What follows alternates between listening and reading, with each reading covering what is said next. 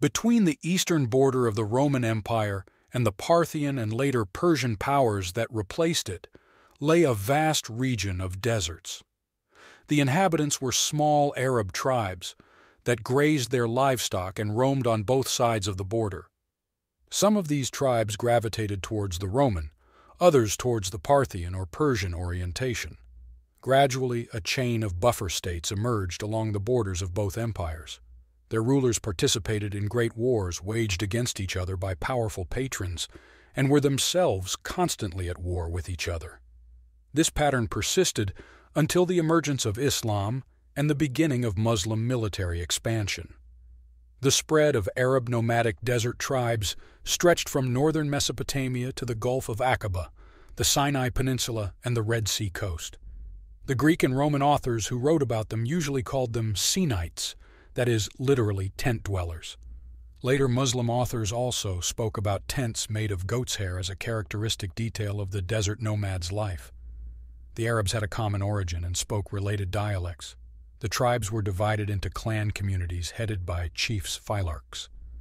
Nomads grazed their cattle on the edge of the desert, traded with settled peoples, often served as guides and caravan drivers for traders, and were not afraid of robbery.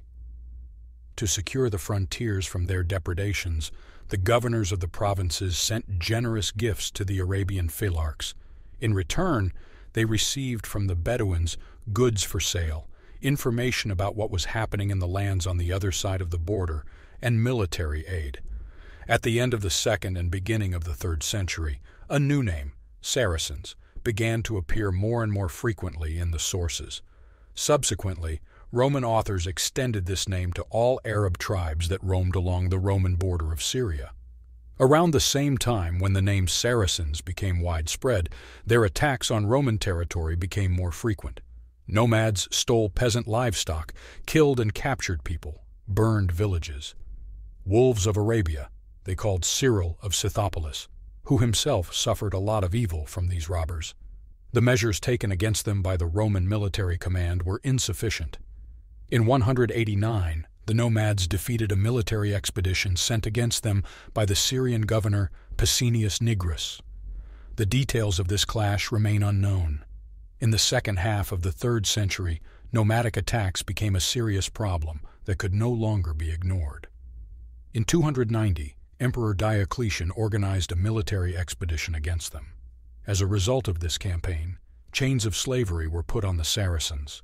In addition, Diocletian significantly reorganized the defense system of the eastern provinces. In the course of the frontier transformations undertaken by Diocletian, the relationship between the Roman Empire and the Saracens changed. The Roman command more and more often began to conclude agreements with phylarchs of Saracens, who undertook obligations to protect the territories adjacent to the border from enemies, to suppress disturbances and robberies of civilians, and also to provide at the request of the command their auxiliary detachments for military service. For this they received from the government annual subsidies, gifts, and honorary offices. One of the first treaties of this kind was concluded by Emperor Aurelian, who included Saracens in his army during the campaign against Palmyra.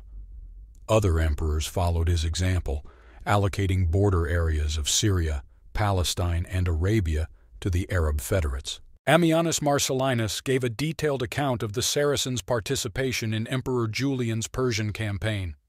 Their leaders came to the Roman camp at Callinicus on the left bank of the Euphrates.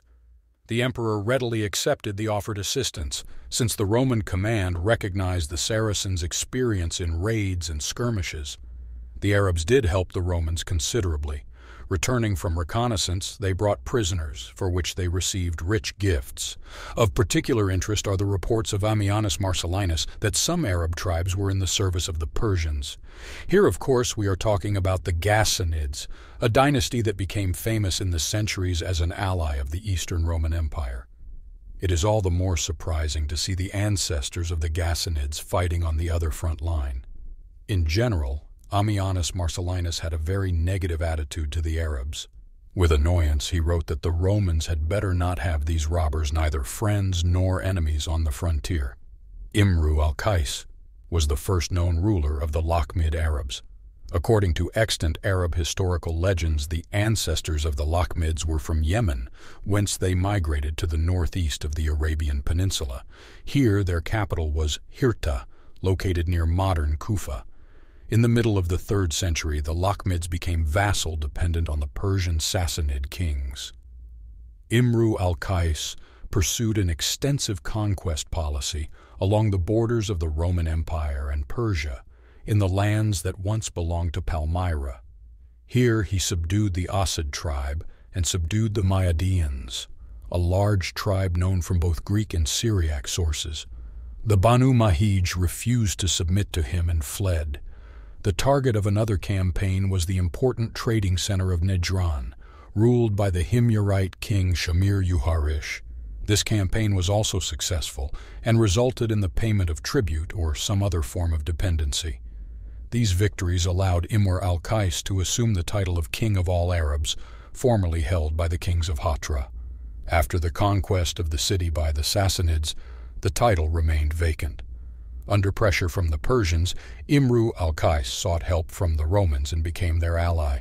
From the message of the Arabian historian Hisham ibn al-Kalbi, it is known that before death, Imru al-Qais accepted Christianity, though this fact is not obvious.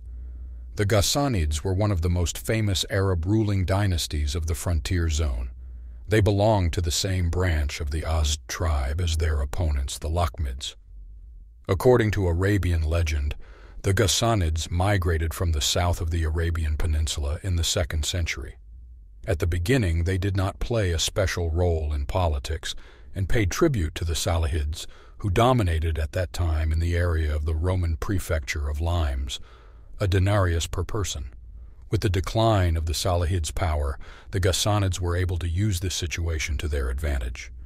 Their ruler Gabala initially sided with the Sassanids and devastated the lands of the frontier province of Palestine with raids. Having suffered a cruel defeat at the hands of Romanus, the Dux of Palestine, he decided to change sides, converted to Christianity, and concluded a treaty of alliance with Emperor Anastasius. Like other Arab phylarchs in Roman service at this time, the Ghassanids pledged to defend the southeastern border of the empire against Persian attacks and raids by other nomads in exchange for an annual monetary subsidy. They were also to take part in the raids and skirmishes that took place annually along the Persian frontier line. Gabala fought on the side of the Romans against the Persians and attacked Hira, the capital of the Persian allies of the Lakhmids. His son, Harith ibn Gabala, was one of the most prominent rulers of the Ghassanids. He participated in the war against the Persians and their Arab allies. At the request of Emperor Justinian, Harith ibn Gabala brutally suppressed the Samaritan rebellion that broke out in Palestine. In 531, he commanded a detachment of Saracens in the Battle of Kalinic. In gratitude for his service after the conclusion of the eternal peace with the Persians, the emperor gave Harith ibn Gabala a royal title and placed him at the head of all the Arab phylarchs of the frontier territory. This was apparently done to counterbalance the influence of the authoritative Lakhmid ruler al-Mundar, who controlled the Arab tribes on the Persian side. The Roman military command in the provinces of Arabia and Palestine was thus abolished, and the administration was transferred to a civil viceroy. Guarding the entire eastern border of the empire from Egypt to Mesopotamia was fully assumed by the Ghassanids. Harith ibn Gabala and his successors remained loyal allies of the Eastern Roman Empire. Despite the officially maintained peace with the Persians, clashes between the Arab allies of the two superpowers did not cease for a moment on the border. As a rule, the Ghassanids were more successful in these clashes. They won a major victory over their opponents, whose ruler al-Mundar fell by the hand of Harith ibn Gabala himself. A shadow on the relations between the imperial court and the Ghassanids lay the religious question. The Arabs professed the Monophysite variety of Christianity and were patrons of the Jacobite Syrian Church. Harith ibn Gabala's successor, his son al-Mundar, a brave warrior and ruler, was arrested in Constantinople and exiled to Sicily. This provoked a rupture between the Ghassanids and the Eastern Roman Empire. The four sons of al-Mundar, and especially the eldest al-Numan, responded with a series of raids into Roman territory, but failed to make an impact. Eventually Al-Numan, like his father, was captured and ended up in exile. In 584, Emperor Mauritius divided the Ghassanid possessions among 15 Arab tribes.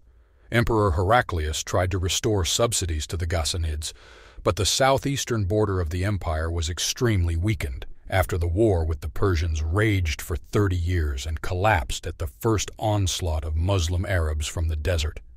In 636, the imperial army and their Ghassanid allies suffered a brutal defeat at the Battle of Yarmouk River. The last Ghassanid ruler, Jabal ibn Alayham, went to the side of the victors, but could not get along with them. After the conflict with the new masters of Syria, he returned to Christianity, received forgiveness in Constantinople, and settled in the Byzantine possessions in Asia Minor, together with a significant part of his people. The territories once held by the Ghassanids in Syria were occupied by a large Tate tribal group.